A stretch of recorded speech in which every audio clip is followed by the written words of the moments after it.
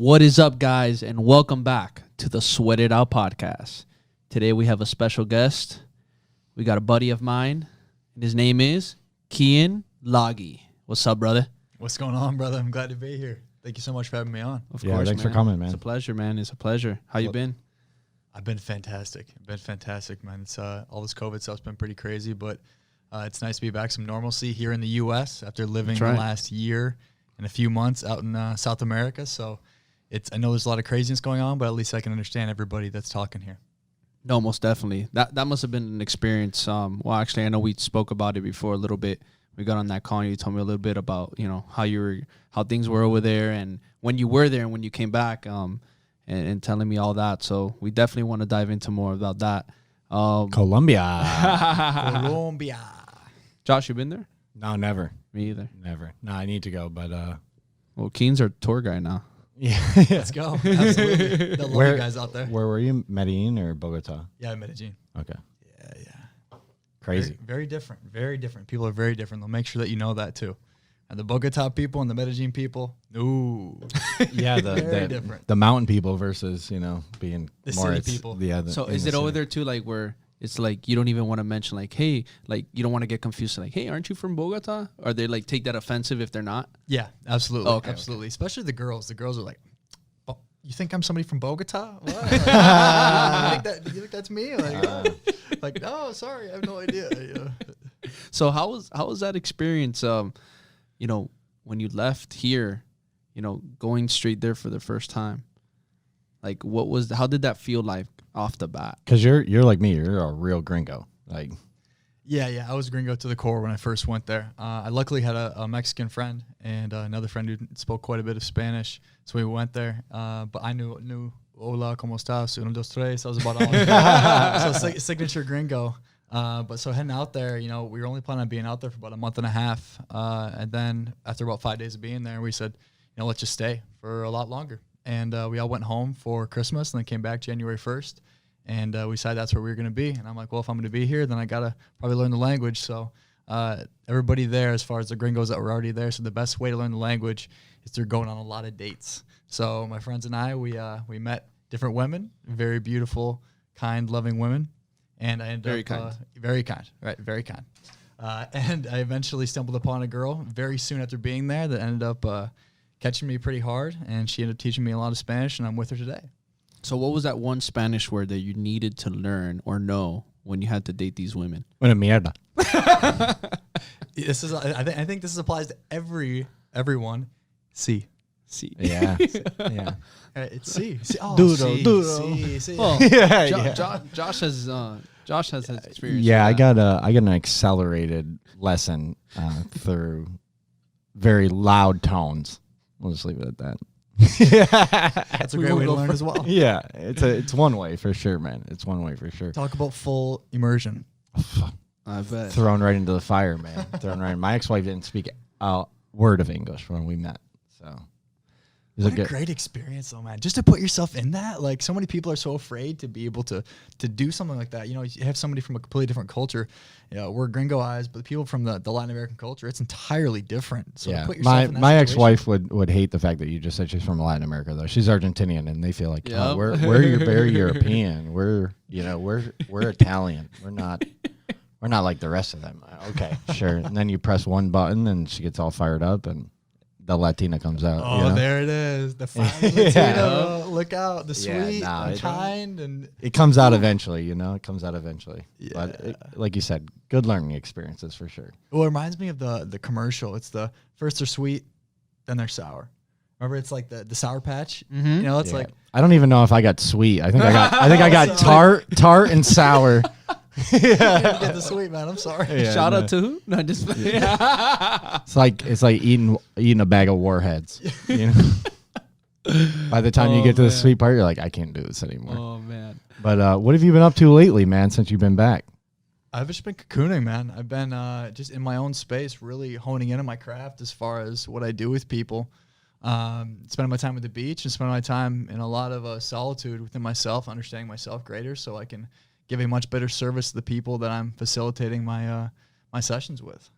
And what have you been doing with your clients, just so everyone who's listening or going to be watching on YouTube can find you and, utilize your services if they so please? Yeah, absolutely. So I just save people a lot of years in their life. So there's the common phrase of, oh, it happened for a reason. Oh, it happened for a reason. Oh, it happened for a reason. But most people don't realize is when it happens the second, third, fourth, fifth, sixth, seventh, eighth, ninth time, it no longer happens for a reason. You're just constantly catching yourself in this repetitive turmoil of patterns, I should say, of constantly having this self-sabotaging way of being. And many people that I work with as far as executives in business, they need this level of chaos. They need this level of stress in their life to be able to maintain a level of commitment to what they're doing. And so eventually sabotage ends up happening in some way, one way or another, whether it's their relationships or their own business, just because they need that chaos to be able to stay motivated. So really I get people. I know that feeling. Right, needing that chaos, right? So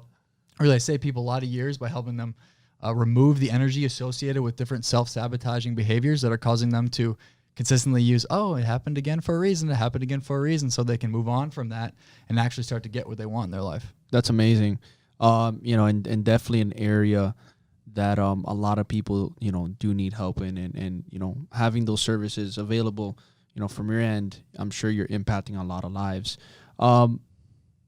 People knowing you, Keyen, now that what you just told everybody what you're doing, I definitely want to go a little bit. I want to go not a little bit, but let's take it a little further back. I want to go into kind of how that started molding for you, where you started. I know you played football, and I want to go from there. Like, how did this Keyen develop? How did this Keyen become the Keyen that you are today, that's serving so many people on a high level? I would say it wasn't necessarily a level of development, more of an uncovering. And that's where, I've told this story before, but my football story, I had the opportunity to play in the NFL. And I would argue that football was my way. Who dat? Yup. Was my the NFL, the football. I didn't was my forget. way. I remembered. Yeah, right now I look like a cross country runner. Now everybody looking at me like, oh, you play receiver? Like, I actually played linebacker. I was about 40 pounds heavier back then, but no. So with football, man, I played, and it was a way for me to be able to express myself emotionally. As a young child, I was always the kid that would never speak up. I always want to make sure everybody was okay. Nobody was mad at me. And I wasn't very aggressive. I would self-punish. I was a perfectionist. I always had to do the right thing. And so in a lot of ways, I wasn't able to express myself healthfully when I was upset. I was sad. I was angry because I was afraid to disappoint somebody else. And so football was my outlet. I came home after my first day of practice, and I said to my mom, Mom, I could go and hit people legally without getting in trouble. And she's like, well, did I just raise a serial killer? Or what's but no, it was my way of being able to express myself, and I happened to get really good at it. And so if I could use it, keep in mind I said use it as a way to be able to express myself and be really good at it and get a lot of approval from a lot of people, then it was something that I was going to get on board with. So it really soothed my ego and my insecurities, getting a lot of praise from a lot of people, which kept me, I think, emotionally afloat. And so when I finally got told the day that in the NFL, when one of my injuries was much worse than I initially thought, that I'd never be able to play again, it was like literally part of the pie just got removed from who I was. And I no longer could rely on that to prevent me from feeling a little bit of pain that I had. And that's really what it was me using that to cope with a lot of emotional pain that I had. So really, that's what happened. I hit a point where I got done playing because I couldn't anymore, and I picked up a book called The Biology of Belief by a guy named Bruce Lipton, and he talked about this thing called heaven on earth. And I was like, what is this? What's this all about? And he talked about unlearning who you're not, so you can then step into this place of actually finding joy, not a promise of one day you can feel joy, but actually being able to experience it here and now. And so that in itself really intrigued me. I'm like, well, I'm going to want to know what this is all about. So I was inspired, and I'm like, all right, well, how do I eventually get in a position to be able to kind of talk about this stuff? Because I know I want to embark on this journey. I'm like, Definitely. I know personal training, so let me start there. And I don't want to cut you off, but I definitely want to go into that moment when you were told your career's over. How was that for you, facing those obstacles, facing those feelings, to the moment you read that book, got inspired and moved into training? But what was that timetable in between? Because I know that could be a hard time for people to deal with. And you know, us all being humans, we've all experienced different hard times. You know, what was that feeling for you, and how did you deal with that to be able to move forward and continue on? Man, honestly, you might expect it to just be a lot of pain. And yes, it was a lot of pain, but there was actually an element of relief that I experienced as well. Just because I have been such a people pleaser and perfectionist growing up, and I expected so much from myself. And really the feeling of that starts from when I was actually sitting in the cafeteria of Kansas City waiting to get my physical to then eventually tell me I'd never be able to play again. But really, it was an hour before that I had this feeling of, this is it. This is what it's supposed to feel like to accomplish your lifelong dream. Like, really? Like, this is it? And I quickly pushed away those feelings. And then, you know, an hour later, I went and got the results, found that I'd never be able to play again. But really, that moment, I realized, like, whoa, there's something to that. And that's when I came to the realization that nothing that I ever accomplished or did here would give me a level of fulfillment that I was hoping that it would, right? And so with that being said, it makes sense why I felt a little bit of relief once I was never going to be able to play again. After I bawled my eyes out, of course, was because I no longer was putting this expectation on myself to have to perform to feel okay about me. Yeah. Right. So it did hurt because it was the thing that it was my lifelong dream since I was in third grade that I said I was going to do. And I essentially did it.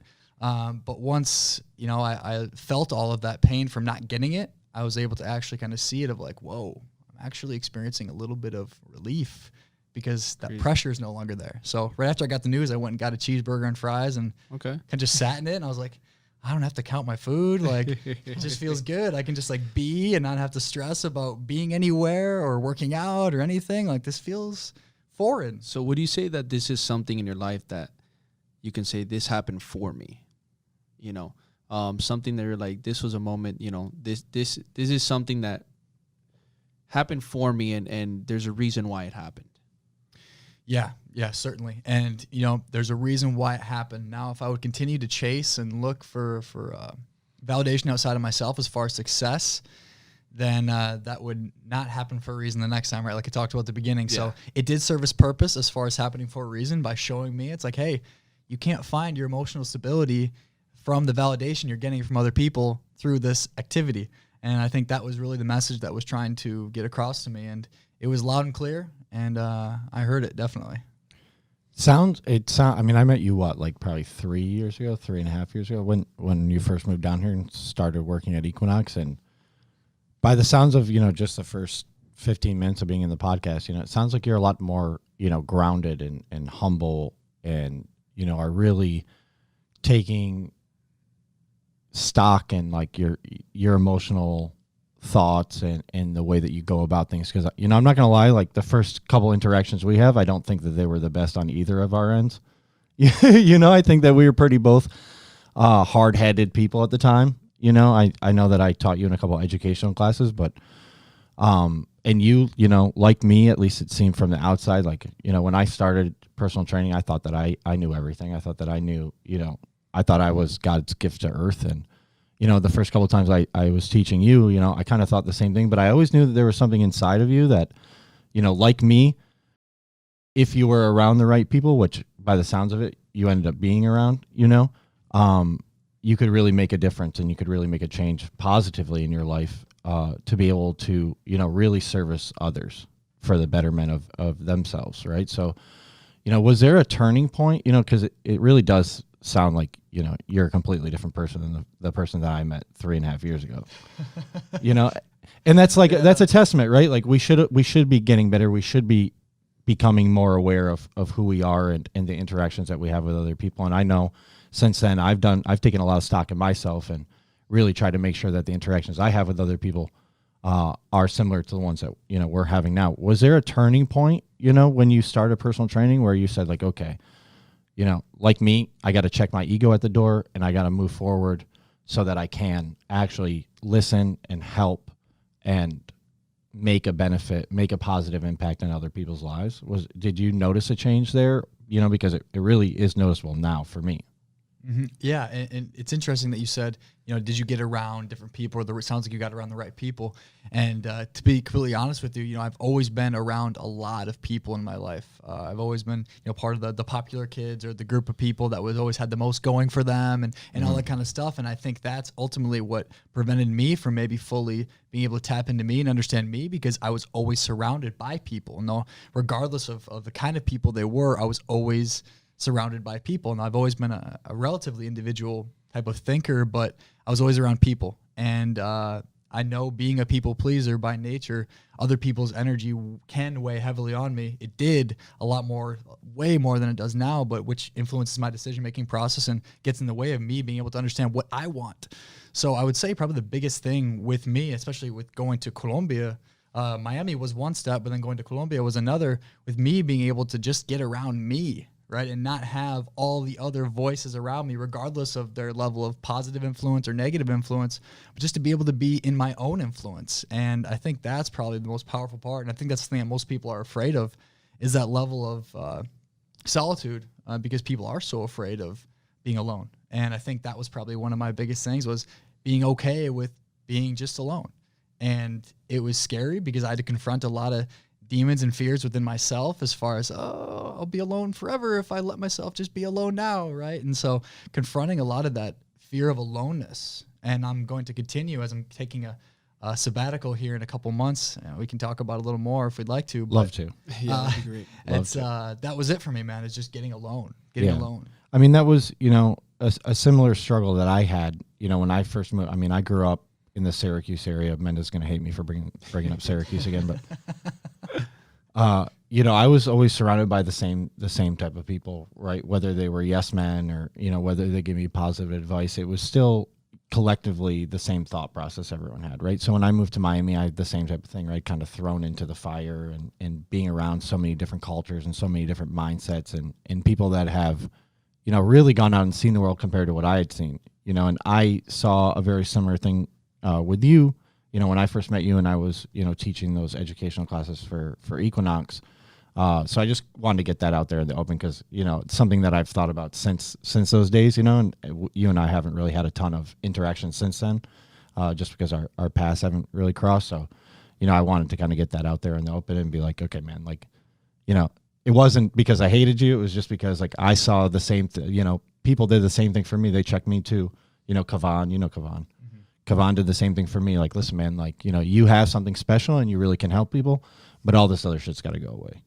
So it's the same thing that I saw in you, like, I knew that you had a pretty big potential. You obviously cared because you were there and you were paying attention. Most people are just fucking snoozing out, but you were always engaged. You always asked questions, whether or not, we could direct those questions in a direction that, brought everyone to understand better.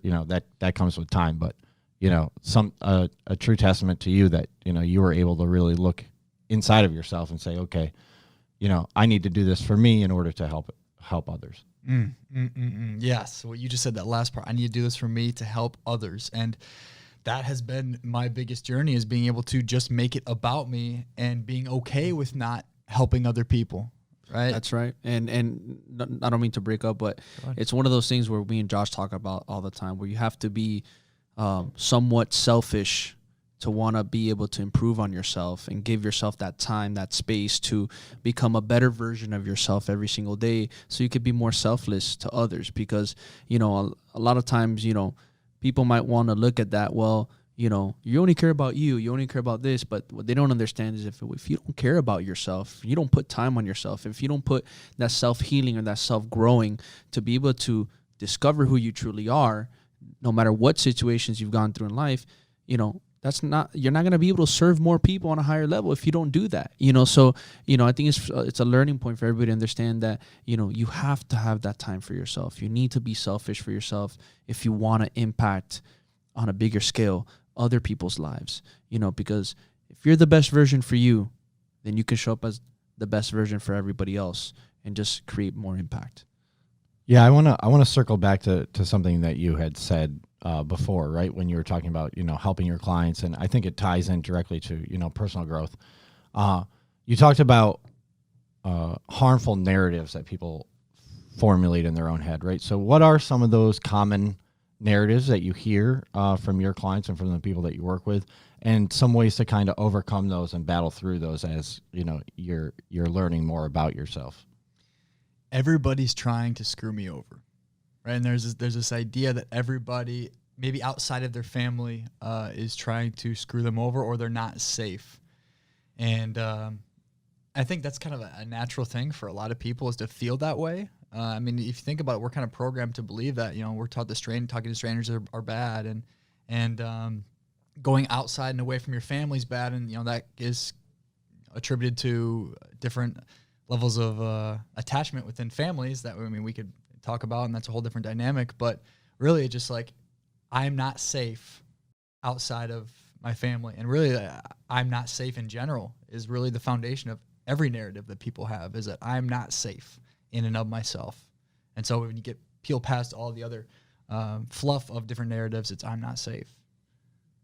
Yeah, that's interesting. I think, now taking 5 seconds after you said that to think about it, a lot of insecurities come from the fact that people don't feel, whether it's financially or emotionally or whatever, you're right. Like they don't feel safe. What do you think causes people to, formulate these thoughts in their head? Like, is it mostly financial? Is it because of the way that their upbringing shaped them? What have you found that's been a common trend among people who use those narratives? Honestly, for many of, just based off the nature of a lot of people that I work with, high performers, like people that are like achieving and looking for validation through their achievement, which was me. The people that do that, it's fascinating because most people look at them and say, oh, okay, well, what do you have to complain about? How like everything's great with you. You have money, you have a boat, you have a car, amazing car, you have all these great things in your life. But really those things don't matter. Because the reason why that person might have actually gotten the boat, gotten the car, gotten all the success, created this external environment around them that looks so sexy, is because they were doing everything they possibly could to make themselves feel like they were worthy. So if they were able to create an environment around them to make it look like they're happy, then they can then convince themselves that they are, but then they find that it doesn't actually bring them that level of fulfillment and happiness. So going into this topic, what's the approach, or what's the way you work with these people? Because I know there's a lot of people out there have become successful based off these narratives and these also to these ideas that they play in their head, and they use that as some kind of a fuel to get them from the ground up and become successful and financially free. And like you said, buy some of these things. And, to a certain degree, it's also great, to be able to use certain things to boost you and become successful and get to certain levels in life. But when does it become a problem? When does it become an issue of unhealthiness that it starts? When you start buying a bunch of miniature football helmets, right? Bringing them into the office, right. Yeah, that's just that's my hobby. Get out of my hobby.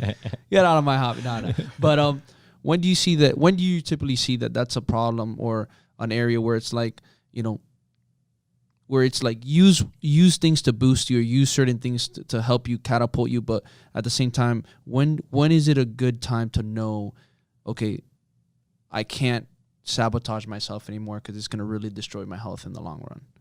That's a fantastic question. And actually, the majority of people that are the leaders in every single industry are coming from a massive place of lack, to be honest with you, which is why they push themselves so hard to get to that place. And we've all been there, right? Yeah, Absolutely. for sure, 100%. And we can't lie. There's still times where we probably take out some of that, But I want to know, in your take, what's the way to approach that differently? So the first thing is to understand that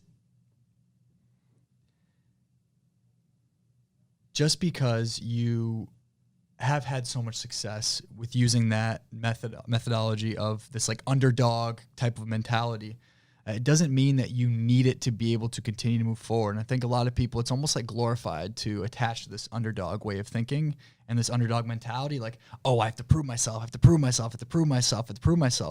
you don't have that, you always hear that saying, like, oh, he's got a chip on his shoulder, she's got a chip on their shoulder. Like, it's an insecurity. It's an insecurity, right? And so getting people to understand, it happens through a level of clearing that has to happen first to get them to realize that they don't need to have this underdog way of being to be able to have success. It can happen much more easily for them than they believe. But I think that's one of the biggest things is getting people to understand that, hey, like this way of being that you have where it's just this force, make things happen.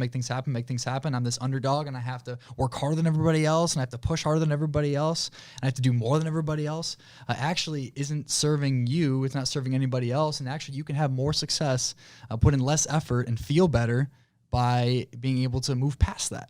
So I definitely want to dive in a little bit about that. And definitely this is a great area to talk about because, it will mess with your health down the road. So how do you redirect that thought process? And, do you anchor them to something else to use that continuous motivation for success? How do you go about that? How do you shift their mind so they continue growing and succeeding, but without having to use those narratives of the underdog, chip on my shoulder? What do you bring into their life, or what do you bring into as far as awareness for them to be able to continue succeeding? It's a certain level of pain that they have to feel, right? It's the pain that they've been preventing themselves from being able to feel, which is why they've kept themselves so busy in the first place, because they're trying to prevent themselves from feeling a certain level of pain, right? So it's being able to get them in the position to where they can actually feel and experience that pain. And sometimes people, when they have so much success, their idea of them being happy is so wrapped up in that they're not even aware that they're miserable. So sometimes a certain level of failure has to happen, but a lot of the times it's getting people to understand the detriment of what's happening as a byproduct of how they're being, right? With their relationships, with this constant need to have to do more at work, where they have to be in this state of chaos to be able to be motivated. But really that's where the place most people get to when they get to me is like, yo, like I'm sabotaging my relationship with my significant other. My businesses are starting to fail because I just keep going and I can't stop.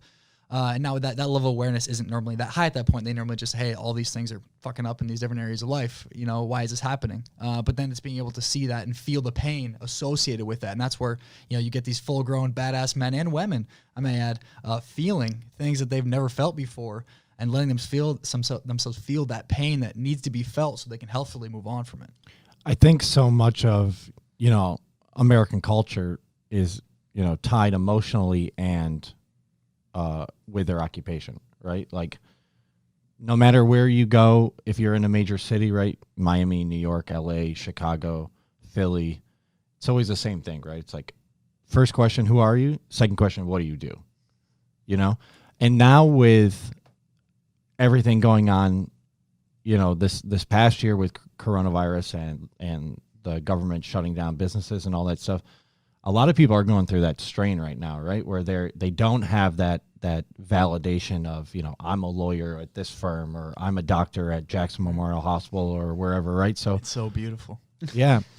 How do you, or what would you tell, those people who are going through that struggle right now as like an initial thing, just like, hey, like, you're going to get it through it, but in order to do that, you need to be able to separate occupation and personality or individuality, right? Yeah, absolutely. And that's where so many people get a level of security in their lives is through those labels that you talked about, right? And so as long as I'm Keyen, the emotional intelligence coach, as long as I'm Josh, the trainer, as long as I have this, I have a level of certainty in my life. I'm a trainer? Okay. Wait, what?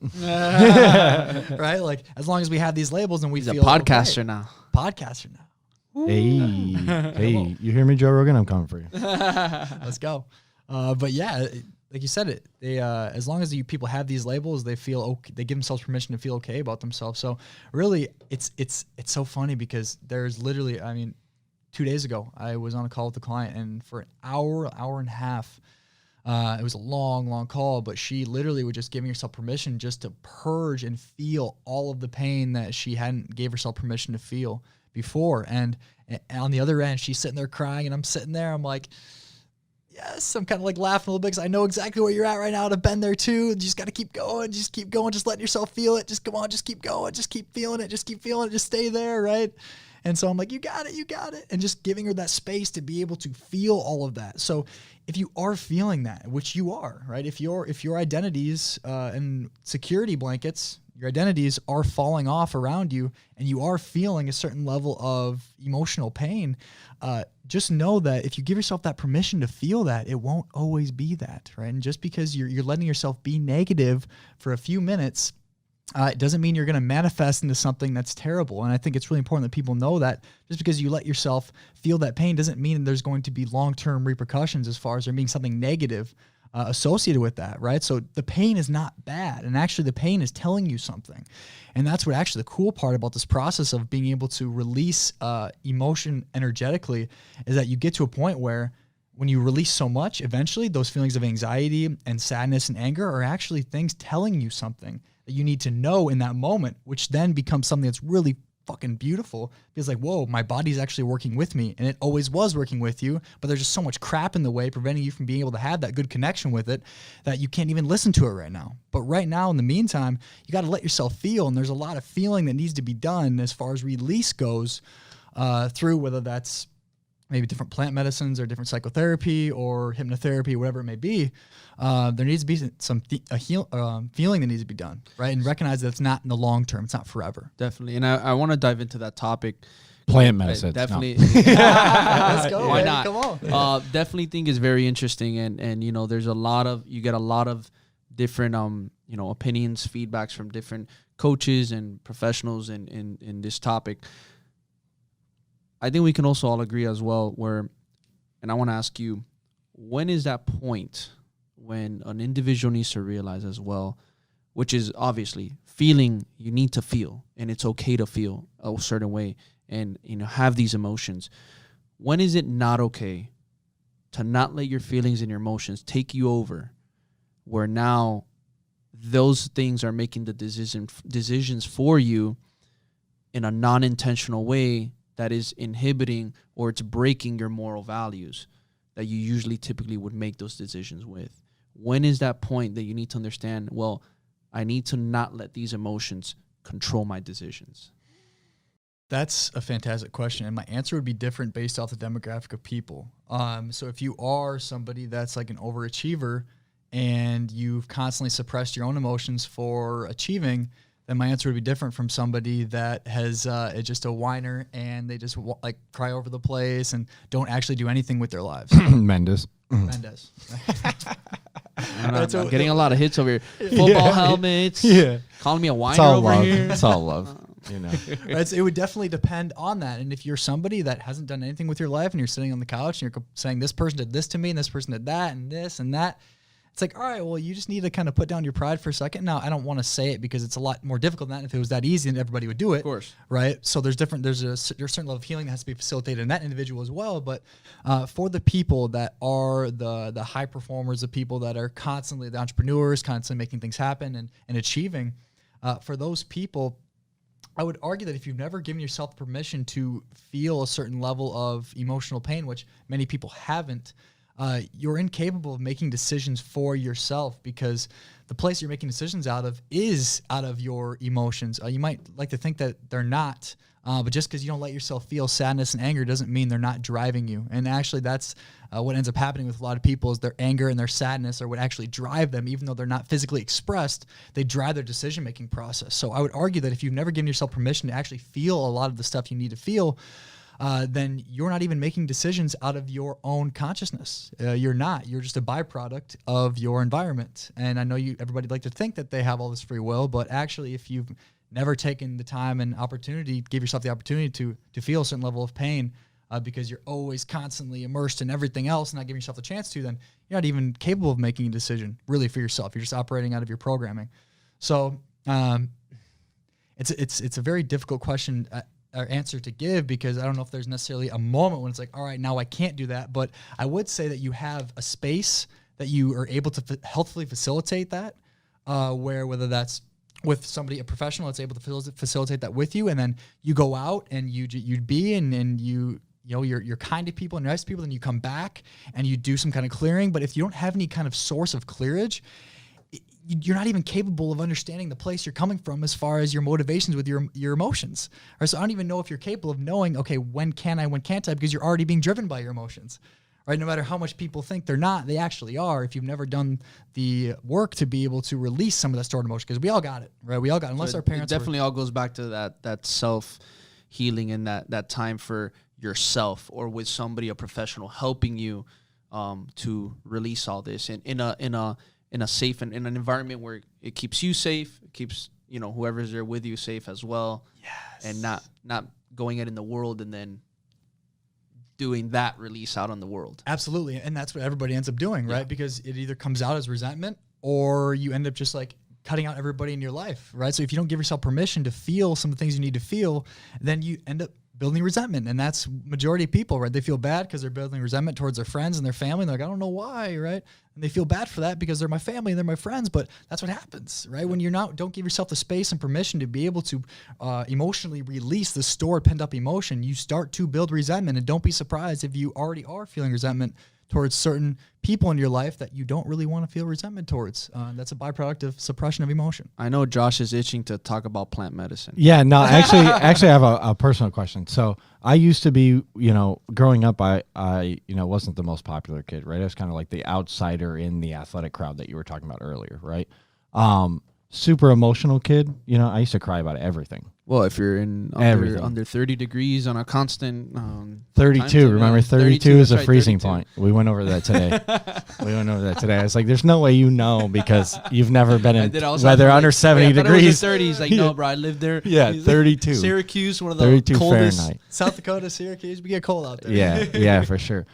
So I was super emotional as a kid, like cry about everything that happened to me dictated my emotions, and then therefore my emotions dictated everything that happened to me, right? And then I don't know when, but I mean, not saying that I don't get frustrated with things now. He'd be the first person to tell you that, especially when it comes to like the camera equipment. But there just became a time in my life where it completely, my whole life made a 180, right? And I just kind of stopped allowing my emotions to make the decisions for me, and I just allowed myself to, try to take a step back as best I could and really analyze the situations.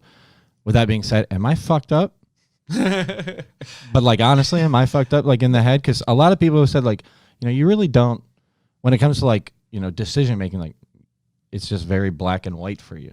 So I'm not saying that that's a bad thing for anyone who kind of experiences the same thing. You're not fucked up. You're not fucked up. And I think the beautiful part about that is that no matter who you are, no matter what you're experiencing or feeling, unless you were born to something, then there was something that caused that thing to happen.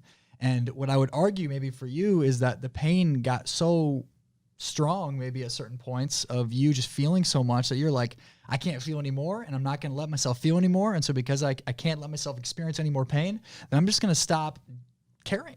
Right? I'm going to stop caring, and I'm just going to shut off emotionally, and I'm just going to make decisions out of logic and what I know to be true, independent of my emotions. And that's very natural and very normal for people that are experiencing a lot of pain. And they feel so much. And that's, like I said, that not only normal, but that's expected, right? Because you can't go your whole life just like in pain.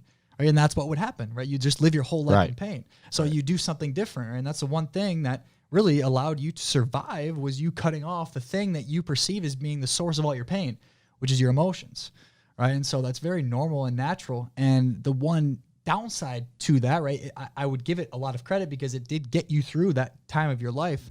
But the downside of it now would be is that it prevents you from being able to fully connect at a deep level. And now it's going to prevent you from real, genuine connection, if not healthfully dealt with, because there's this detachment now associated with maybe your ways of being, potentially, I don't know, that keep you at a safe length from other people. And it might at times be perceived as you getting deep, but in reality, there's still that wall up. Right? Oh, for sure. Right? There's still that wall up, right, which can prevent you from feeling a certain level of connection, which at the highest level is the most important. Right, one of the most fulfilling feelings. So that would be the one thing, is that I would say it helped you substantially at one point, because it's way better than feeling like shit all the time. But now it would be the thing that's limiting you from, I would say, getting what you want maybe in your real business professional life, but also in the standpoint of genuine human connection as well. I think it's crazy because I think we can all agree that, there's certain times where these things can help you in certain points, and then if you keep it on, it won't help you. So you got to know when to shut it off. Absolutely. You And know? that right there is what people, that's one of the biggest things that I get across to people is like, yo, like this adaptation that you took on, like that's an adaptation, right? It's an adaptation to survive what you perceived as life or death at that age, right? When you cut off your emotions. You got to flip the switch. You got to flip it, right? It's there for a purpose and a reason. Every way of being that we have is there for a biological adaptation. It is, right? And so it shouldn't be demonized. It should actually be loved and appreciated because it did get you through a very rough time. And it can be attributed to maybe a lot of success that you have too, right? Oh, definitely, yeah. Right? So it's done a lot of amazing things for you. And that's the crazy part. And that's why a lot of times art will attach to it even more because it has done so many good things for us. So it's like, okay, I know I don't have to like, I won't be able to genuinely connect at this deep level, but it's also getting me a lot of other dope shit, right? So my brain's like, well, Josh, why are we changing? Why are you trying to change? Like all these great things are happening in your life. Why are you trying to change? Right. And so I've gotten to a place where I want to have that genuine next level of connection. It's scary as shit. I know it is. It's got to be for you, right? Because you haven't let yourself go to that space. But if that's what you want, then that's what would be the next step for you is being able to healthfully regain the connection with your emotions and helping you to then understand once you purge a lot of the pain that you need to purge, that your emotions are actually the thing that, like, if have a healthy relationship with, will get you everything you want in life. Because, and it's cool because I'm getting a level of coaching right now where I'm learning what different things are in my body that happen and what they mean to me. And so then you can actually start to develop this dope, like, relationship with your body where it's like, whoa, like I feel this when this happens. Whoa, I don't even have to like mentally figure it out because this just tells me this is right. You know, like, oh, wow, I get chills at this time. Oh, that means this is right. Right. So then you can actually use all these beautiful tools that our body gives us. But right now, most people are not in the position to be able to have that healthy relationship with their body because there's so much stored emotion that connection is just irrelevant right now. And that's why I'm a big believer on uncomfortability. You know, and it doesn't matter the situations you're in, everybody's different, but, you know, putting yourself in certain uncomfortable situations that actually might help you are going to be that key answer. So, you know, exploring uncomfortability can really change your life. Yeah. I mean, at times I feel like I throw myself into too many situations where I feel uncomfortable though. You know, like as a test to myself, like, can you handle, you know, the pressure, or can you handle, you know, being in a group of people that are going to throw animosity towards What's you? the normal result? 50-50, you know, either like tell myself like, I got to get the fuck out of here. Like, you know, it's either too much and I realize it at the time. So is it a bad thing? No, I didn't say it's a bad thing. I wouldn't say it's a bad thing. You know, I mean, to me, like all these situations, I try not to gauge them as like good or bad, just like they are what they are. You know, like whether it's going to be good, if it is, great. If not, then I just try to exit those situations, you know, so that I don't have to be in a position where, you know, I either one feel extremely vulnerable, right, which happens at times depending on the crowd of people I'm in, or I start to feel, you know, those emotional cues of like animosity or jealousy for other people. Like, oh, you know, like Mendez has, just for example, not that I ever feel this because, you know, I love Anthony, but, you know, like, oh, Mendez has like 250,000 followers and he's got this business and this is doing well. It's like, well, why don't I have those things? You know, and then after I have those emotions, majority of the time, I'm not saying I'm perfect, but I'm able to kind of step back and go like, why are you fucking thinking about these things? Like, why is that important to you? Why does that have any impact on what you're doing? You know, and again, I'm just using you as an example because I'm looking at you. Beautiful face. Thank you. Finally, I got a compliment. You know, a big one, you know, like, why can't I grow a beard like Mendez has? You know, like, I really want that beard. I got these little you know, stuff like that. So, but a majority of the time, you know, I'm able to take that step back and be able to reanalyze that situation and go, okay, you know, I don't need to be having these thoughts, or they're not maybe going to benefit my life in any way. They're just going to hold me back, like you were saying, you know. And on the flip side, if I'm in a situation where, you know, people are either one, kissing my ass, I get annoyed by that very easily. You know, I'm just like, you don't need to do this. Like, I'm a normal human being, just like you are, you know, just like you are. I mean, we've had this interaction, you know. It's like, I respect you, you know, but I also had to tell you how I felt, you know, and at the same time give you praise for, you know, making the change that I was hoping that you would make in your life, you know.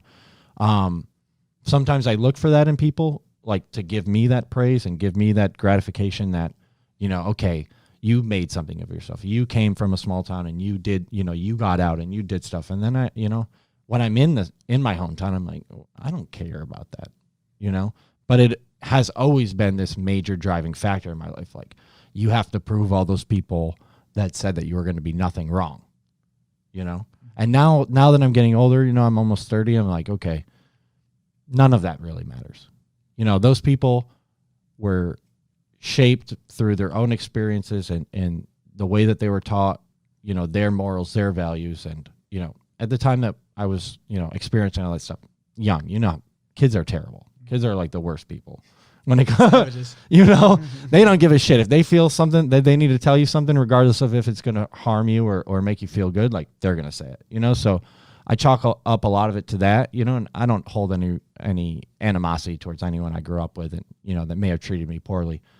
I'm happy for them and where they are in life, and as I expect them to be happy with where I am in life. But, it does really kind of shape who you become, and I've been trying over time, especially the past couple of years, having conversations with people like you who do have a lot more experience in the emotional intelligence that go into your thought process.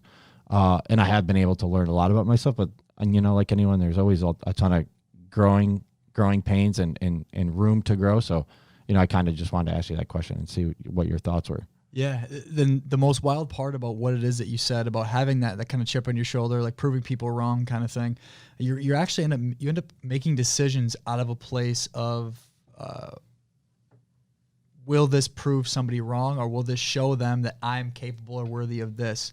And you begin to make decisions not out of really what you want. And I would argue that when you were younger, you weren't even in a position to be able to know what it is that you want. Facts. Right. So you make these decisions out of trying to gain a certain level really of approval, right? To show them that, hey, and they see that you achieve. So it's a kind of a level of approval that you're getting, but you make decisions not out of a lens of what you want, but out of a lens of doing that. And when you do that, when you're constantly making decisions out of a place of trying to prove to somebody or show to somebody that you're worthy or that they're going to give you some form of affection or attention, then there begins to be this disconnect with the self. And I would say the self as your higher you.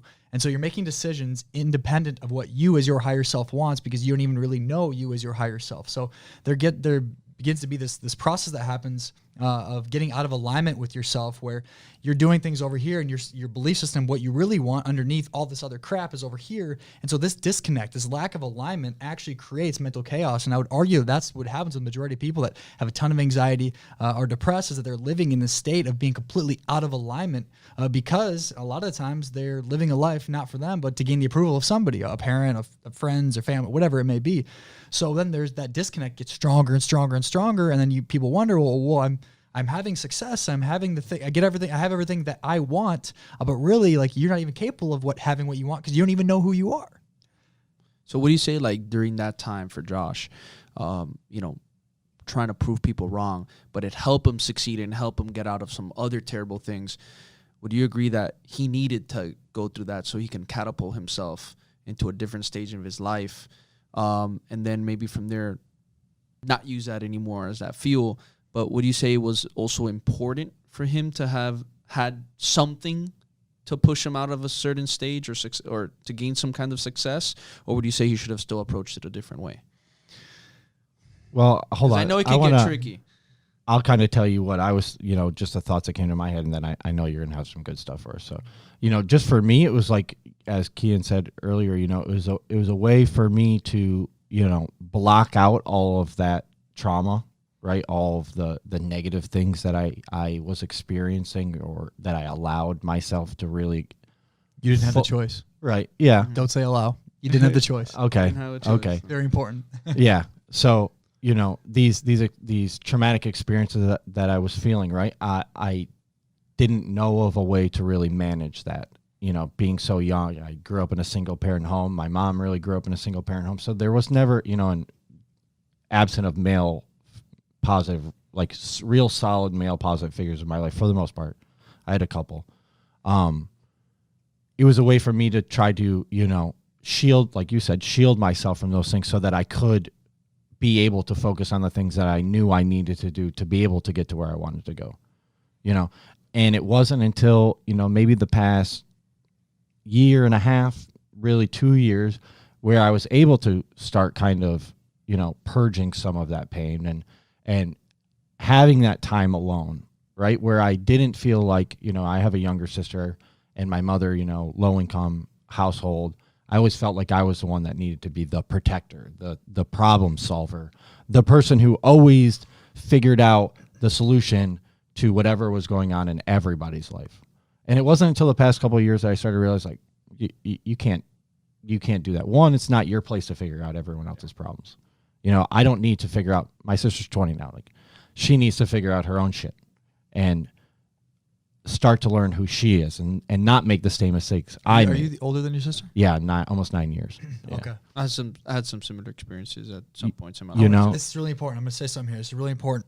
This is the wild part about a situation like that. And keep in mind, I'm saying this is completely objective, as in right. what's happening as far as the situation that goes, not in a questioning motives in any single way. But really, there's a certain part of you that ended up taking on a role of a more of a husbandly father role. Oh, absolutely. Right, to your mom. And so because she was in that position. I knew that early on, right, too. You knew like that, right? 9 or 10, I knew that I had to be that person. A lot of high performers in the same space. Yeah. Right? Because you're forced to, at a very young age, to have to grow up really quick. You become hyper aware of how your mom's feeling and how she's doing. Oh, yeah, for sure. That happened 100%. in my world as well. Yeah, so, right? We had a ton of conversations about that all the time. Me too, right? Yeah. It makes sense. We're all sitting here right now together having this conversation.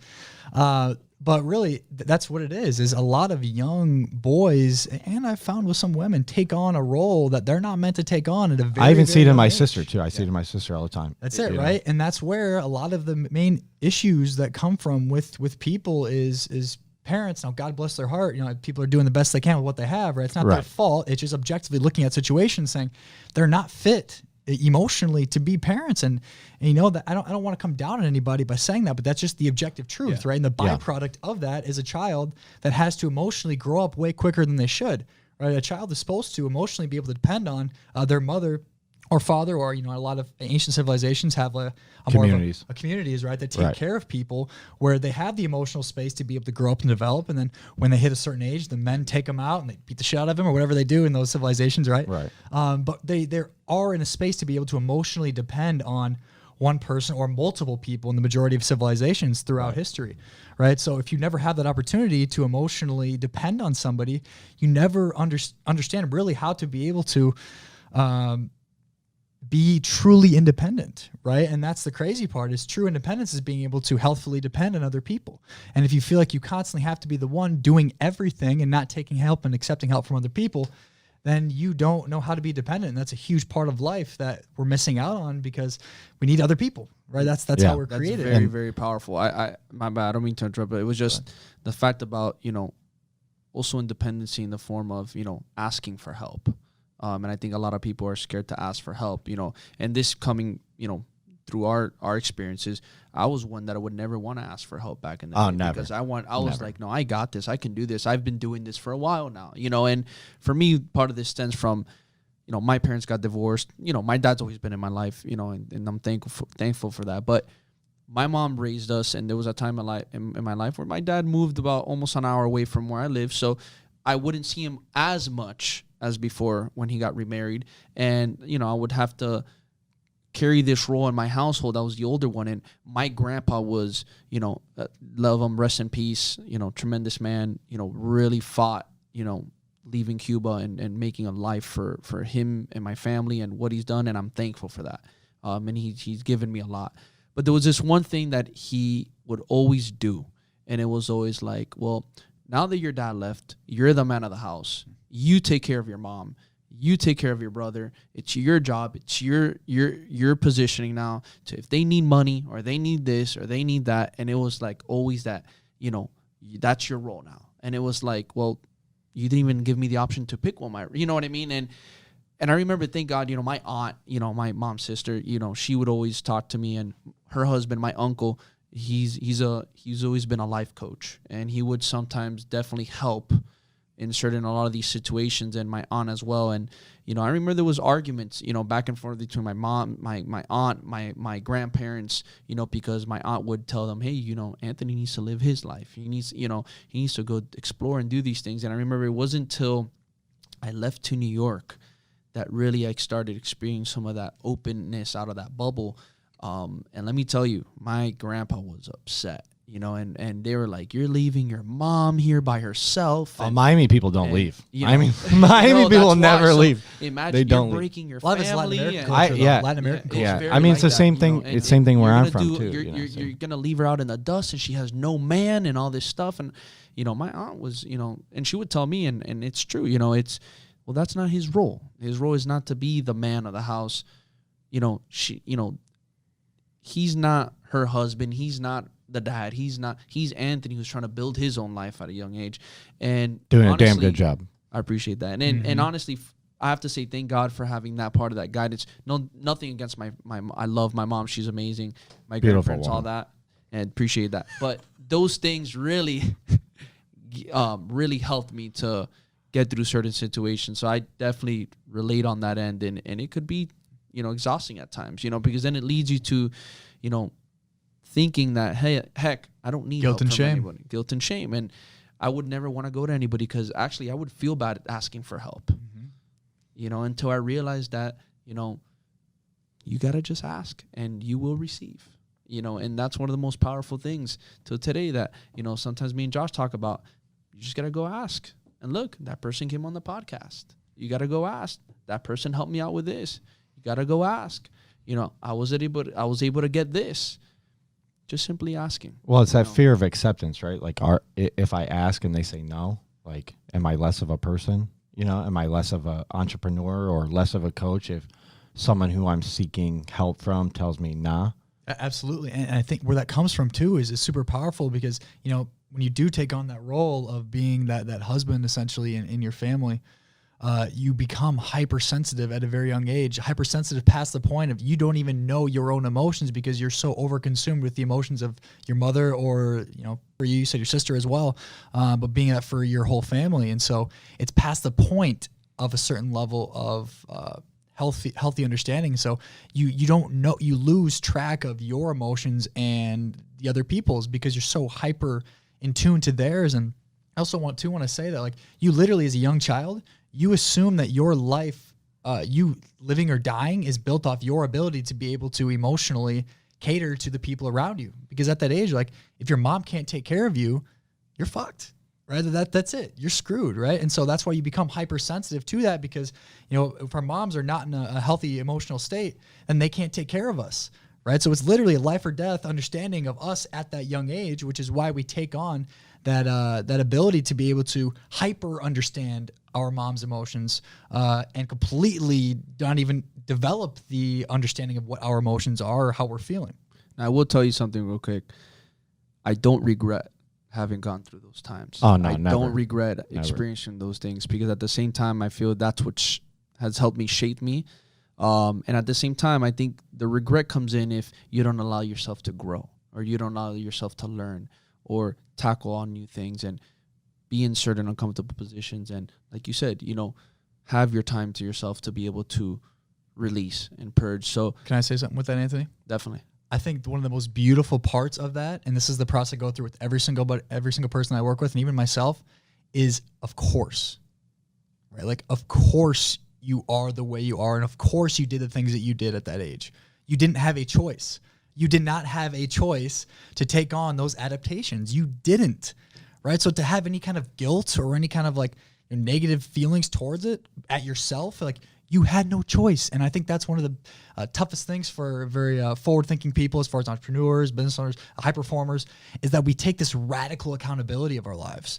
And before you can take full radical accountability for yourself, you have to be able to accept the fact that you can't take radical accountability for something that you didn't choose.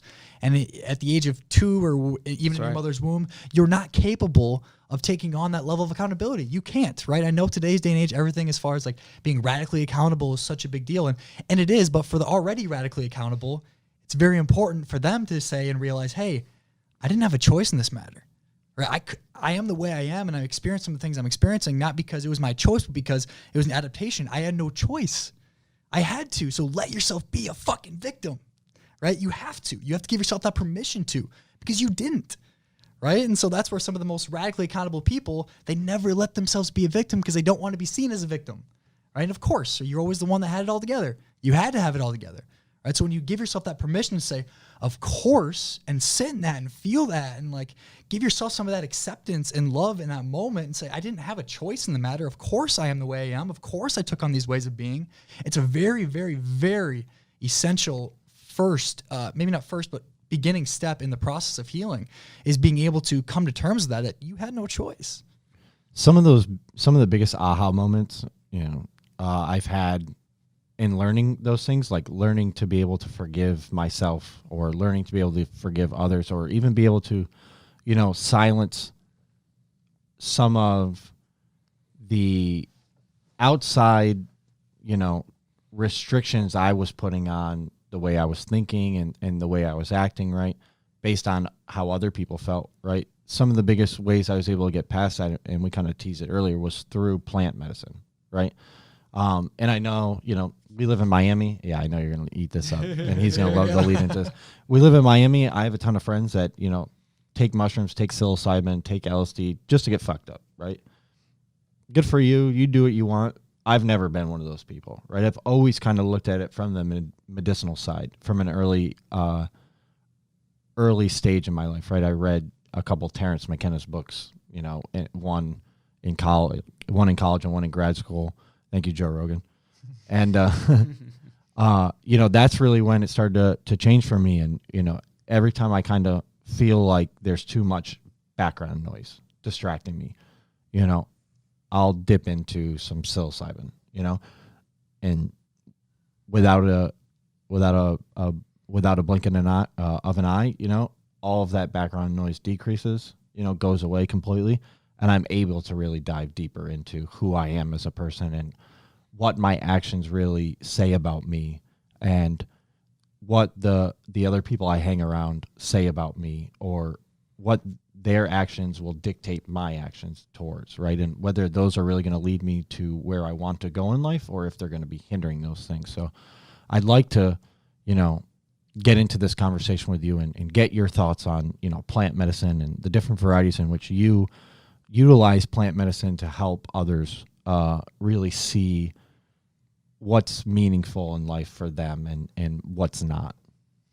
Yeah, and I'm sure we could have probably another episode. podcast. Yeah. Well, you're always welcome back, right? man. Yeah, and I think that would be a fantastic conversation. Maybe we should take some psilocybin. And Yeah, right. Ooh, that would be Oh shit.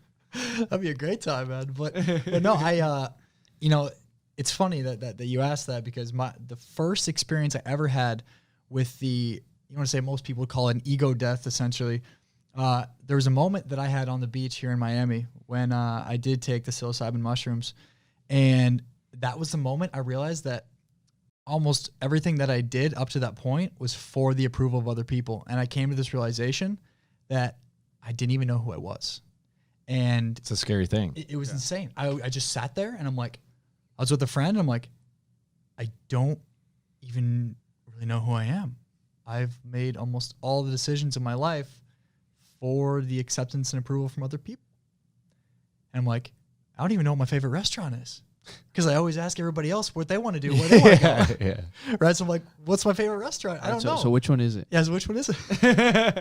But I love a good steak. Yeah. So if there's a good steak, I'm going to take it. Yeah. But really that was the space that I was at. And I think that's, a place a lot of people need to get to. I'm not saying that you have to, take mushrooms to be able to do it, but I know plant medicine in particular, I've had other experiences, but that was my first experience really with it. Yeah. Well, it dissolves, I can't remember who said this. It definitely wasn't me, but, plant medicine really dissolves the ego, and it, especially when you're, I don't know, what you've experienced or what you've utilized, right? But like the first time I smoked DMT was like a huge thing for me in understanding that, we're a lot smaller than we really are. And we don't really know as much about ourselves as we think we know.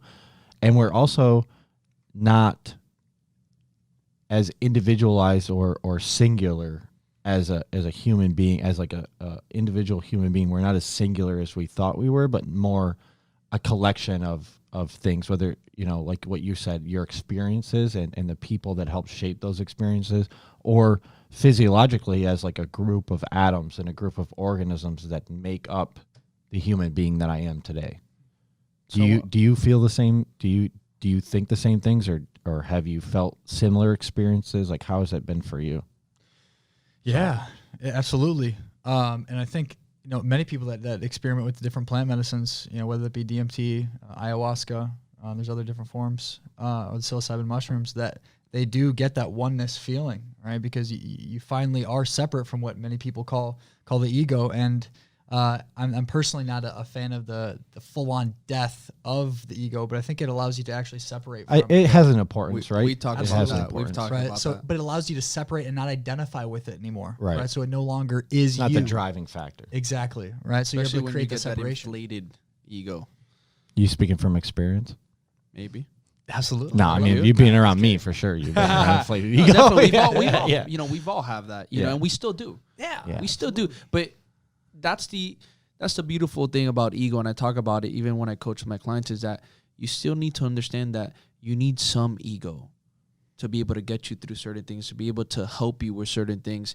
But even the belief in yourself, right? But even the belief in yourself. Part of the belief is human. It's just being human. Right? And there's nothing wrong with having ego. It's just when it becomes, and it takes you over, and now it's this inflated ego. Well, the ego becomes the individual, right? It becomes you. It goes back to your emotion. When you start letting it consume you and having you do decisions that you don't intentionally want to do, I guess everything has to do with that balance of not letting it fully consume you to the point where you're not in control anymore.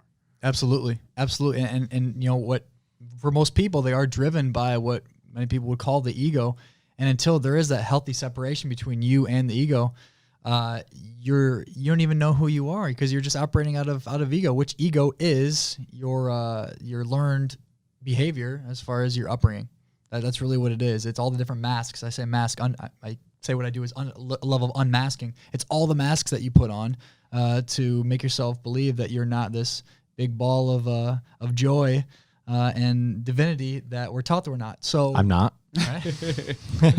I'm screwed.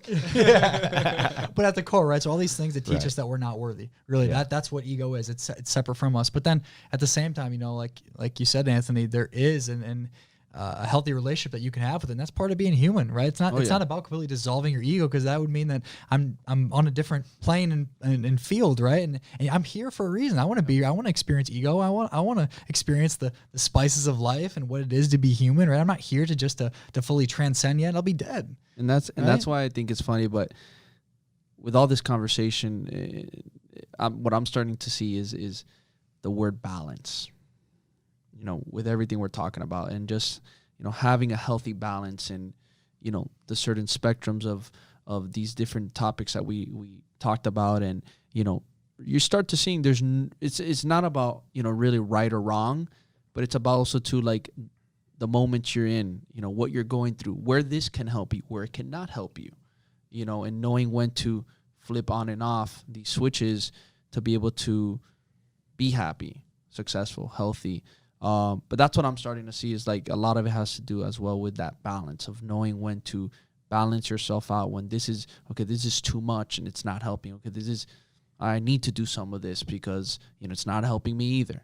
So that's something that really stuck out to me even more today, is balance. Yeah, no, absolutely. And not only that, as far as being something to, I don't even want to say work towards, but naturally have happen, and recognize that, like, a lot of times you're going to be imbalanced before you're balanced, right? Like if you lived your whole life catering to your mom and the needs of her, you might have a period of time where you said, "Mom, you know what? I'm going to go fuck off over here. Yeah. I'm going to leave you alone for a long time." Been there for a while. And then that's healthy too, right? Because it allows the healthy detachment to happen for you then to go back and establish a healthy relationship with whoever it is that you're trying to detach from. So feedback. Yeah, right. Mm-hmm. So it's knowing, like, wherever you're at right now at this point of your life, like, if you're imbalanced and you have the intention, you're working towards becoming more balanced, then you will naturally gravitate towards that. And if you are imbalanced a little bit right now in your life, and you're like, hey, I don't really want anything to do with my family right now, and I just want to be me and be on my own and experiment and try different things, that's great too. Yeah. Right? Because, sometimes you have to give yourself the permission. It's giving yourself the permission to experience what it is you want to experience. Right? No judgment associated with that. I love that you brought that up about, being able to experience and allowing yourself to experience and bringing it back to the whole plant medicine aspect. I know you guys probably know a lot more than I do in the plant medicine area. But I have had my fair share of tries of things, and I've had my experiences. But one thing that stuck out to me the most, and one thing that I feel, you guys correct me if I'm wrong or whatever your guys' opinion is, but what I feel is, when you go into doing these things, and you you're going Sounds to try, so dirty, right? yeah. I know how you like it. Yeah. But when you're trying new things, you're experimenting. I feel too that people hear this, right? People hear us talk, and then they'll be like, well, now I have to go do this. Now I have to try that. Now, for me, I believe that you need to also allow yourself to try it when it's the right time for you to try it. In the sense of, if you're not in the right place with yourself to do something and just forcing it because you feel like somebody else is telling you, or because, you feel that, oh, well, he said it's good for you, but you don't feel truly right about it, I feel that that's where you might have a bad experience with it. Where for me, I'll give you my experience. When I had, ayahuasca, I don't want to say push back on it, but it was just, I felt like it wasn't my ready moment. Like, I felt like, and it wasn't until then. Did you go in? In? Oh, yeah, I went in. Okay. And it wasn't really when I got signs. I got signs when I would just hear it, but nobody was telling me, no, you have to do it. It was just like they would talk about ayahuasca, and I would hear about it, and and it was more signs of like, I felt like it was coming closer to me. And then I felt accepting of it to want to try it. And I felt like I had a great experience. But then I hear other times when people are like kind of forced into it. They feel like they're forced into it. And, well, I'm going to do it because so-and-so tells me I have to do it. Or because, it's not because I really want to do it, but they're saying it's going to help me discover all this stuff, and then they have a bad experience. I'm not saying that happens for everybody, but I'm saying that for me, I just feel when you're going into these things, you want to lead into, like you do anything, you want to lead into it with intention. You want to lead into it with a mind frame of wanting to do it, not feeling forced, or not feeling because you're having pressure from other individuals or other things around you to have to do it. Well, I think, and you mentioned like unpeeling these masks, right? I think at times when people, utilize plant medicine like ayahuasca in a time when they're not in that mental state that they, are really ready for the answers, they use it as a mask. Like, oh, well, I took psilocybin, or I smoked DMT, or I drank ayahuasca, and, nothing changed. Nothing changed. Like, well, all you did was put another mask on. All you did was hide behind the fact that you drank ayahuasca or that you smoked DMT. As like, okay, well, I did it, and, it answered the fact that things aren't as wrong as I thought they were. It's like, well, maybe you weren't looking in the right places. Maybe you weren't open to be able to hear the answers that you needed to hear. So at least in my own experience, like, I try to use that as, for lack of a better term, like a last ditch effort. Like, if I can't come to any solution to solve the feelings or the problems that I'm having in my life, then I'll go to that as like okay, I need to really, like I said before, get rid of all that white noise, right? Get rid of all of those distractions that I may be subconsciously allowing to affect me, not even consciously, whether it be, family or finances or whatever. Allow all that white noise to dampen, and then I can, prepare myself for the questions that I need answered. And then I actually have to go through the most difficult part of like asking those questions, and being accepting of whatever the answer is. Because most of the time I don't like it, I don't necessarily want to accept the responses that, the plant medicine is helping me or guiding me to get to, But at the end of the day, if I want to improve, I know that, I need to head down this path, or I need to at least explore it in a much deeper sense. Yeah, I mean, I love what you said. Not like almost like a last ditch effort type of thing. Not necessarily that it has to be that, but many people listening to this might not have ever done anything with as far as maybe like excessive breath work or meditation and those kinds of things. And those are also extremely beneficial. Yeah, like right. I used So the Wim Hof method a ton, and that anytime I have anxiety, first thing I go to now is my breath. Yeah, you know, definitely. And with it that, alleviates though, a lot of the stress. And I think too, it's another important thing for people to understand is also aligning yourself and discovering different tools that you can use, and understanding too that not every tool is for you. Just because a tool works for somebody doesn't mean it's going to work for you.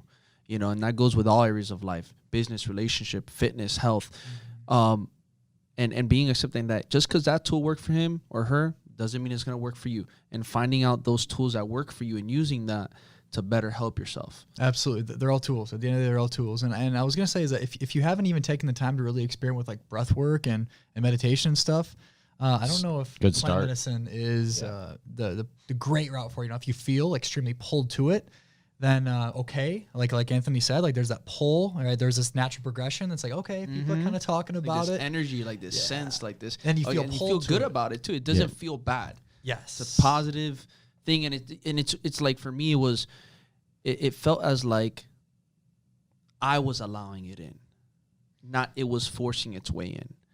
You know, when and the words that I would hear from it, the conversations that I would come up was more educate. It was just more about people talking about it. Maybe I heard something educating about it, but I wouldn't hear like, you have to do this. You have to go try it. Or why haven't you tried this? It was more words of like, you know, it was more like, okay, ayahuasca can do this for you, or ayahuasca, you know, has these healings, or ayahuasca has this. And it was just more positive things I would just hear about it. It was just more education behind it that then I would say drew me closer to it. And then I would just hear it in a different way in my head from other people saying it that didn't felt forceful.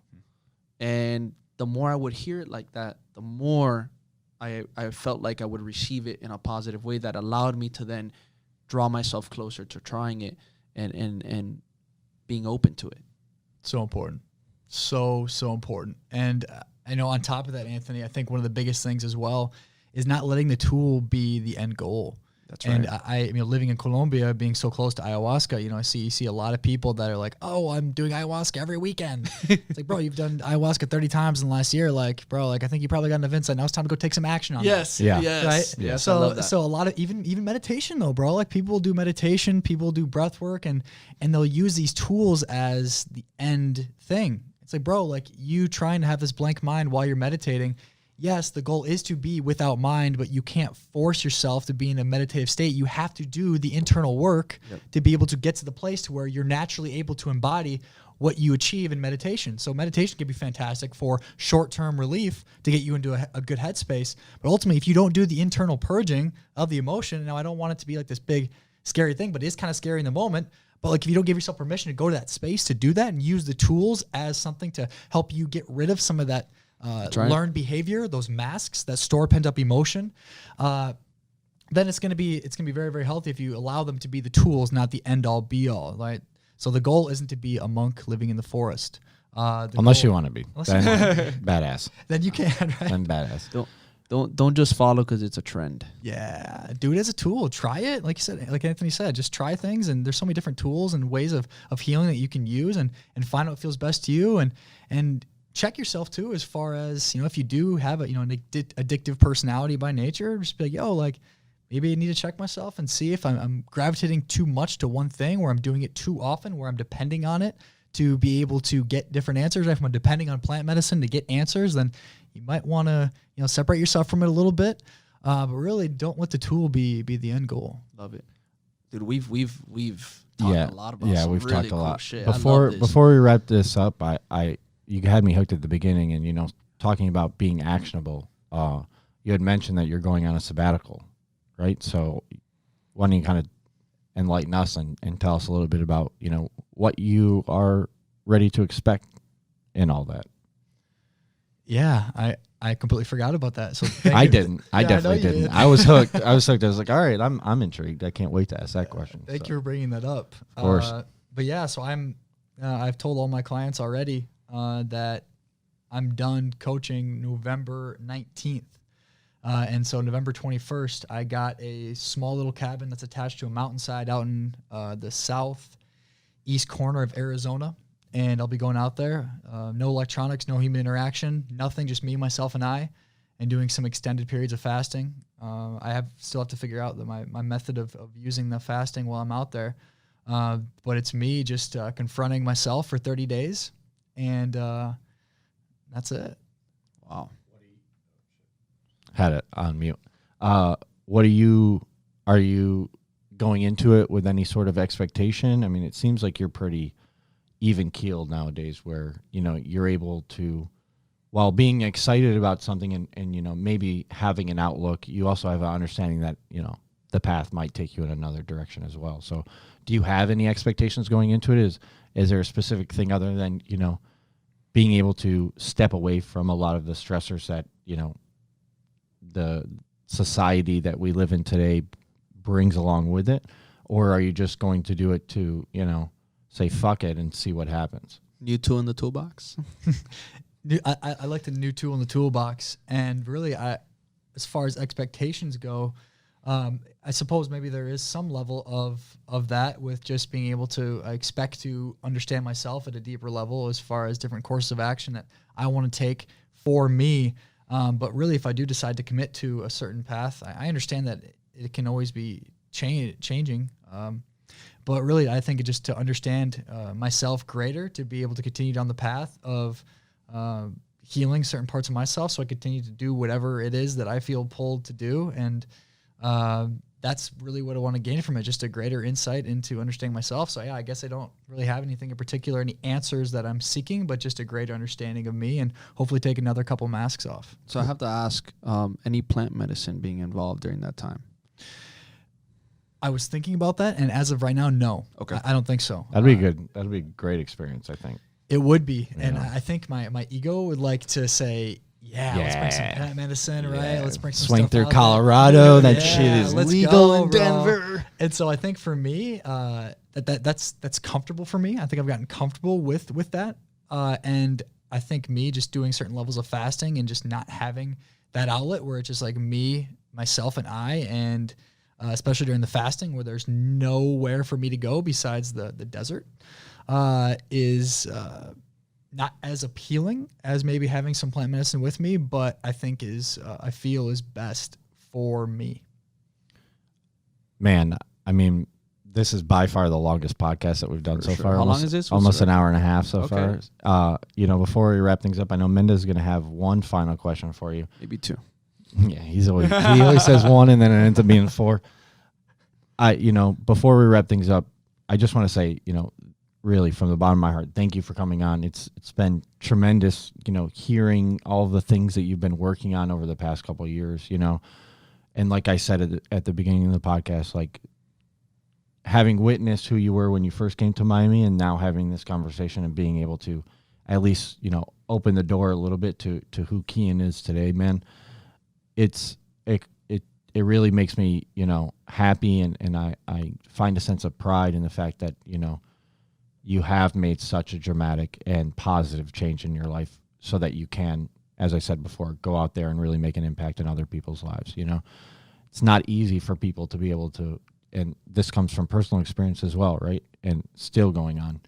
It's not easy to make these changes, right? When you think that you have it all, right? When you think that you're on top of the world, and then come to find out you're one of the, you know, at least in my case, right, very low on the totem pole in terms of like what your actual knowledge is of the world and of yourself, you know. So to be able to see that transformation firsthand through an hour and a half long conversation, man, it's really, it makes me want to now go out and explore myself a lot farther, because I have seen how far you've came, you know, without getting too sappy. That's when transformation happens on the podcast. Yeah. You know, so really, man, you know, keep doing the things you're doing. Keep exploring all these different avenues. Keep helping people the way that you have been helping. I mean, just by, you know, the little insights and the personal nuances that we've gone through in the podcast about my own life, you know, I have a lot of things that I need to think about as well. And I'm sure people who are listening are probably thinking the same thing. So really, man, once again, thank you so much. You want to let people know where they can find you? Because you're doing some awesome shit. Well, first, thank you, Josh. Well, remember, You can't reach out to him during that 1 month though. Yeah. Well, we got some time. No, we got time. We got time. Yeah. Thank you. I just want to really feel that. So thank you. Yeah. Anytime, man. I mean, you got to give respect where it's due, and you've earned it over the years. Thank you. Yeah. Good, no, we need man, some tissues. Right? Like that. I think, that feels good. It feels great, man. And that's where being able to let ourselves especially as as high performers, just letting us feel these compliments, feeling these things, right? I know we're so quick. Oh, thanks, bro. Yeah, you too, bro. Yeah, thanks, bro. Yeah. Right. But it's just no, just let yourself just sit there and feel that. Just take it in and just feel it and just thank you. Yeah, it feels fucking good, dude. I can feel myself getting emotional, right? And these aren't tears of sadness or anger. It's bro, I feel that. Thank you. That's what life's about. That's what connection's about. That's really what it's about, man. And just feeling that, it's such a deep level, but we're so quick to bypass that. We're so quick to just be yeah, thank you. Yeah, great. Yeah, okay. Well, we're good. Yeah, cool, bro. Yeah, let's schedule it. Yeah. No, just be here and just experience that. So thank you for giving yourself the permission to say all those things, because that felt absolutely amazing. Yeah, of course, man. Not to just respond super quickly like you were saying people do, but, it's not easy. It's not easy to go through the things that you've gone through in life and all of the roller coaster experiences that go along with that, getting into college and professional athletics, and then, having those setbacks, and then having to rebrand yourself and rebuild who you are, and, relearn who you really are, and, then have that be taken away from you again when you have an ego check, and then, have to do it all over again, but really do it. It just shows the resiliency that you've built over time, and the honesty and genuine care that you bring to, the things that you're thinking about in the way that you go about your business. Thank you. And it's definitely hasn't been easy, and it'll continue to be great, but it's wild how you end up developing a different perspective surrounding all of this the more you go in it, because you start to see the beautiful results that come from it, as far as the level of joy and fulfillment that you're able to experience in yourself.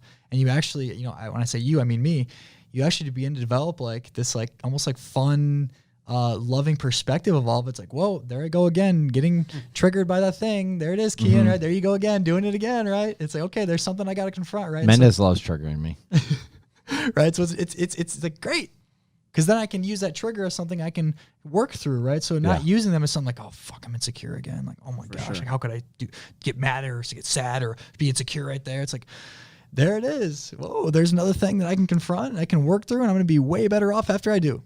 Right. Yeah. So it's developing that almost love for it, right? Not that you're seeking pain, some kind of masochism stuff, but that you find a healthy relationship with your triggers and insecurities. Something I had to, say just, I know, since I know we're wrapping things up, and I want to just let you know, since the moment I met you, and I know that was right shortly after Equinox that you left, we've had many deep conversations, those moments that we've met at the park a few times, and we've hung out, and, we've been in the car driving and talking, and, from when you came, and helped me, when I asked you if I needed help, and I appreciate that, and I'll never forget that, to help me move all those boxes and all that stuff. Got to use those muscles for something, man. Yeah, right. See, I asked, and I got, and he came.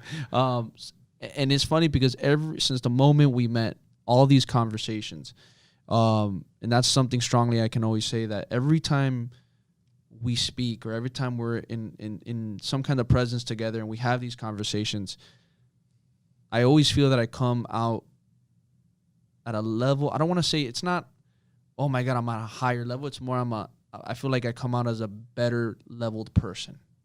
I feel like we always come out of it learning something new. It's always a different experience. It's always a way to self-release, to put certain things out on the table, where we talked about, issues and, things we're going through and experiences. And even remember that time when you called me from Colombia and you were telling me, your experience with your girlfriend, and then after when you guys broke up, and then all that. And I feel like I'm always learning from you. And then I always feel like, when we have these conversations, it's like everything else blocks off. So I definitely want to thank you for that. And like Josh was saying, it's even from when I met you, I know Josh met you before, but even from when I met you, it's totally obvious that you just better yourself and you just become this higher level of yourself every single time that I go and talk to you again. Well, thank you. And man, like it's fantastic. And you talked about like this level of presence, right? Just like everything else just kind of like leaves and it's blocked out and we're just here. And that's really what life's about, is getting to that space, right? And you know, that's what you could say, oh, maybe like pure enlightenment or whatever it is. Overrated if you ask me. But being able to be in this space where we're able to do that as a group, facilitate that, and just like time stops and everything else aside stops. That's why this has been the longest podcast. Yeah, right? We're just like we're just here. And I mean, we could keep going for a long time. I know that for a fact. Yeah, it's beautiful. So thank you for sharing the space and allowing me to come here and, of course, anytime, and you guys man. facilitating the space. You're always definitely welcome. want to have you back, especially after welcome. that experience that you're gonna have. Yeah, I would love to hear about the sabbatical 1 when you month come on back. your own. We definitely want to. Yeah, Want to hear about that'd that. be fun. I want to hear about it. I don't know. He's like, I'm screwed, bro. I'm waiting for it. But yeah, absolutely. And Josh, to answer your question too about where people can find me, I'm not terribly active on Instagram, but my Instagram is Keyen.Lage. I'm sure you guys will put the spelling in the show notes. Yeah. You have a or website? Facebook. Oh yeah, I got a website too, KeyenLage.com. Facebook, Keyen Lage. If you are pulled and you feel inside of you to want to reach out, like I'll absolutely 100% respond. I'll not respond to somebody that is inspired to reach out to me. I know the kind of I don't say the kind of balls that it takes, but like, you know, the nerve that it takes to do that and to push yourself to, you know, go to an uncomfortable space of reaching out to somebody when you might not be feeling that great about yourself, or if you are feeling great about yourself, you just want to say something else. That's great too. All right, so don't hesitate. Appreciate you, man. Boom. Really appreciate you. You have a final question you want to Got ask? two. I There always we like go. to ask these. Yeah. In Colombia, what's the craziest and wildest shit you saw out there? This will be on YouTube too, so you can say whatever you want. Craziest and wildest shit you saw in Colombia. Craziest, wildest shit I saw in Colombia. Everything in Everything. Colombia. Anything. Everything in Colombia. Name a thing. yeah, everything. What was the most eye-opening experience you had there? God, I know, like, I want to say something wild and crazy, but like the eye-opening is probably the biggest part to me, is that, like, how I know a lot of people look at like the Pablo days and people are like, oh yeah, the cocaine and all that, and they think Colombia is like, yeah, cocaine, and everybody in Colombia does cocaine, and it's just wild, crazy place. But the biggest eye-opener for me was that, like, how much pain came from that. And like, I don't want to like dwell on that and sit in that, but like the first night I met my girlfriend, her and I were talking about it, and she was just telling me how much pain the city as a whole of Medellin went through during all of that. I know a lot of people see it as like this crazy wild time, but just like how much pain was there associated with the drug trade and how many lives were sacrificed. And God, it was just an insane, eye-opening experience, you know, me being from South Dakota, not really being involved in much of that. And then, you know, my girlfriend being from the neighborhood next to where Pablo Escobar was from, seeing her inside scoop on like, you know, the death that she saw and like all that crazy stuff, you know, and it's just like We gotta get him your client's book. the thing people Yeah, the stuff that people see there is like unreal. Like it's unreal, and people have to grow up really quick there. And you know, I'm so fortunate and thankful to have the upbringing that I did in the space that I did. And just to hear that other perspective was just fascinating and blew my mind, right? Of what it's like to not really even have any sort of childhood at all, because you couldn't go outside past the time of 6 o'clock because you were worried about getting shot, right? Like I couldn't imagine being a part of something like that. So I think that was probably the most eye-opening thing, was like the detriment that came as a byproduct of the drug trade with Pablo. That was wild. Last question. In one sentence, what's the biggest piece of advice you want to leave to everybody today about anything? Just give yourself permission to be. Like, just give yourself permission to be. And in a world where your purpose, your passion, your goals are such a big deal, like, what if we all just gave ourselves the opportunity just to be and operate out of a place of inspired action and didn't judge ourselves based off of us not being somewhere that we want to be, and just give ourselves permission just to be. And I think that's one of the biggest examples that I want to be for the world, is that I don't really have like a lot of massive expectations of myself as far as some of this coaching stuff. It's like, I'm just going to keep following what feels good to me. Like I signed as a model with a modeling agency a few months ago, which is something that's like way out of my comfort zone, but I'm like, yeah, this is cool. Like, I want to dive into that. And if some cool stuff comes from it, like, let's do it, you know? But just like, we don't have to have a destination. You don't have to have this like huge, massive goal. Like it is okay to be okay with where you are, and to be okay with just feeling good, and in the way of like operating out of inspired action, and living in that space, you know. And I have an idea of what's going to happen with, you know, me in the future, but like, I'm just giving myself permission just to be, and don't have a whole lot of expectations of myself to have to do something to propel myself into this space. Right. So just, you know, wherever you are, like it's fine. Like it's okay. And you're safe. And I know it's like kind of some great mental masturbation right there, but like, you know, like we're turning that into a YouTube clip, by the way. Yeah. A little Instagram clip. Little GIF. Yeah. Little GIF. Right. So it's some great mental masturbation for all y'all, but just like really, like when you're in the process of healing, like as long as you make the decision to commit to your joy, like happiness, you're good. Like you're good. If you never make that commitment to your joy, then you're not. But wherever you're at, as long as you made that commitment to you and your joy, then like just give yourself permission to be okay. Guys, you heard it. My man, thank you again for Give coming on, man. yourself Appreciate permission it. to just be. One hell of an episode. Thank you, brother. Thank you, guys. Be the man. Till next time.